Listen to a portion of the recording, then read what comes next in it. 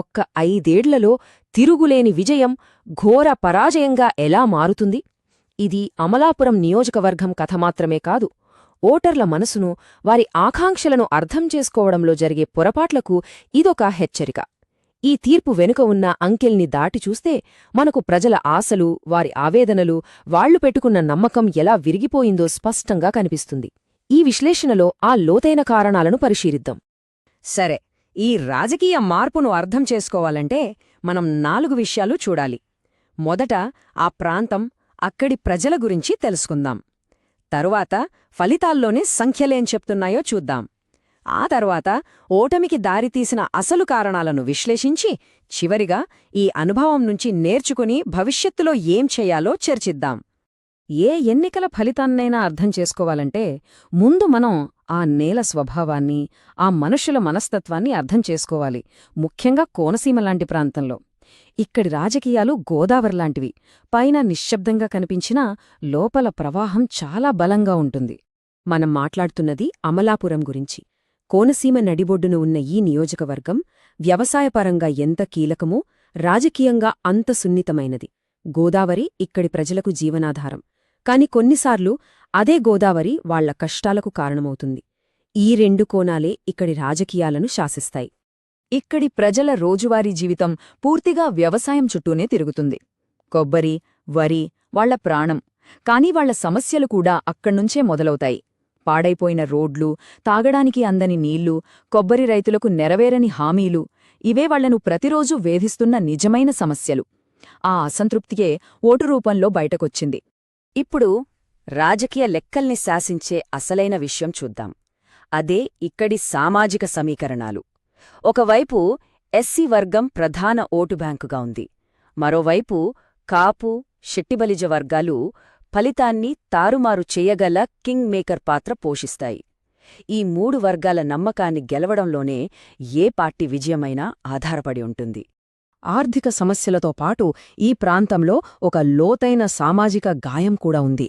2022లో జరిగిన అల్లర్లు కేవలం ఆస్తులనే కాదు, మనుషుల మధ్య నమ్మకాన్ని కూడా నాశనం చేశాయి. ఆ గాయాలు ఇంకా మానలేదు.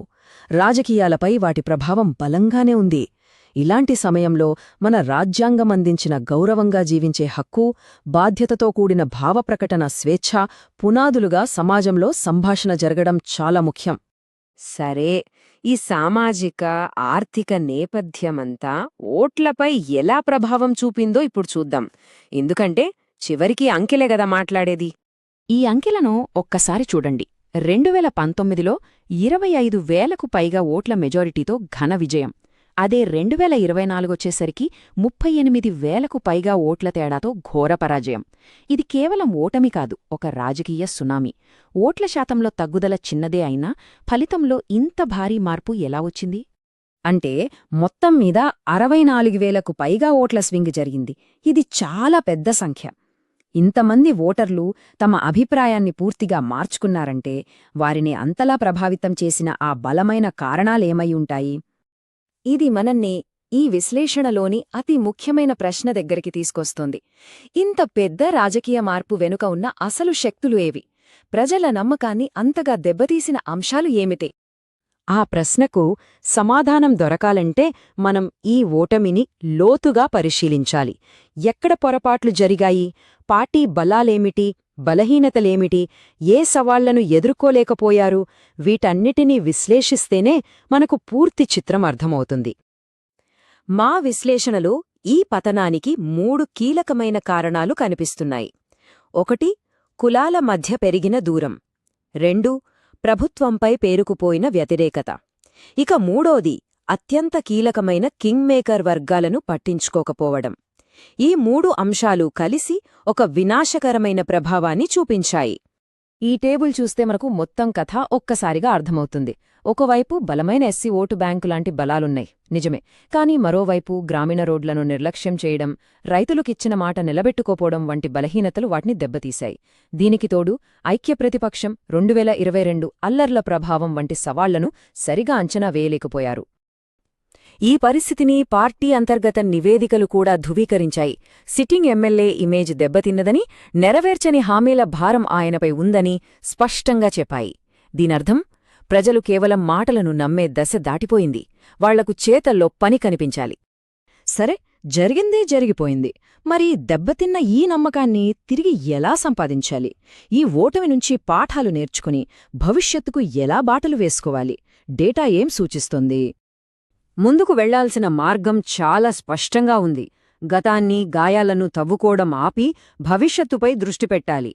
ప్రజలను విడదీసే రాజకీయాలు కాదు, అందర్నీ కలిపే అభివృద్ధి అజెండా కావాలి.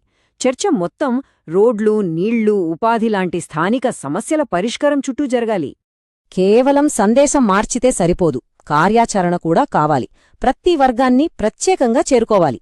యువతకు నైపుణ్యం, మహిళలకు ఆర్థిక భరోసా, రైతులకు అండగా నిలవడం, సామాజిక సయోధ్య ద్వారా బీసీ వర్గాల నమ్మకాన్ని తిరిగి గెలుచుకోవడం, ఇలా ప్రతి అడుగులోనూ చిత్తశుద్ధి కనిపించాలి. ఇక్కడ స్వయం సహాయక బృందాల వంటి వాటితో పనిచేసేటప్పుడు ప్రజల వ్యక్తిగత సమాచార గోప్యతకు, వారి అనుమతికి అత్యంత ప్రాధాన్యత ఇవ్వాలి. మన దేశ కొత్త డీపీడీపీ చట్టం కూడా ఇదే చెబుతోంది. నమ్మకమనేది మాటలతో రాదు, చేతలతోనే వస్తుంది. అందుకే ప్రజలకు వెంటనే ఉపశమనం కలిగించే కొన్ని కీలక ప్రాజెక్టులను ప్రకటించాలి. పల్లెల్లో రోడ్లు మరమ్మతులకు నిధులు, కొబ్బరి రైతులకు సహాయనిధి, మంచినీటి పైప్లైన్లు ఇలాంటి పనులు మొదలుపెడితే ప్రభుత్వం తమ గురించి ఆలోచిస్తోందనే భరోసా ప్రజల్లో కలుగుతుంది. మార్పున వాళ్ళు కళ్లతో చూడాలి. ఈ వ్యూహంలో ఒక తెలివైన ఆలోచన కూడా ఉంది. అదే క్రాస్ లెర్నింగ్. అంటే కొత్త ప్రయోగాలు చేసే బదులు పక్కనే ఉన్న కాకినాడ రూరల్లో విజయవంతమైన ఫార్ములాను ఇక్కడ అమలు చేయడం. అక్కడ ఎస్సీ, బీసీ వర్గాలను కలుపుకుని చేసిన అభివృద్ధి కార్యక్రమాలు మంచి ఫలితాల్నిచ్చాయి. అదే మోడల్ను ఇక్కడ అనుసరించడం ద్వారా సామాజిక ఐక్యతను సాధించవచ్చు. చివరిగా ఈ అమలాపురం కేసు మన ముందు ఒక పెద్ద ప్రశ్నను ఉంచుతుంది. రాజకీయాల్లో నిలదొక్కుకోవడానికి అసలైన మార్గమేమిటి? ప్రజల సమస్యలను విని వారి కనీస అవసరాలను తీర్చడమా? లేక మరేదైనానా? రాజకీయాలు అంటే అధికారం కోసమాడే ఆట కాదు, ప్రజల జీవితాలను మెరుగుపరిచి ఒక బాధ్యత. అమలాపురం తీర్పు చెబుతున్న కఠోర సత్యమిదే. మీరు ప్రజలను కేంద్రంగా చేసుకుని పనిచేసే నాయకులుగా ఎదగాలనుకుంటే, మీ నియోజకవర్గాన్ని అభివృద్ధి పథంలో నడపాలనుకుంటే blueprintstrategies.ai ని సంప్రదించండి. mgr@blueprintstrategies.ai కి ఈమెయిల్ చేయండి లేదా 08042041602 నంబర్కు కాల్ చేయండి. Purpose beyond politics.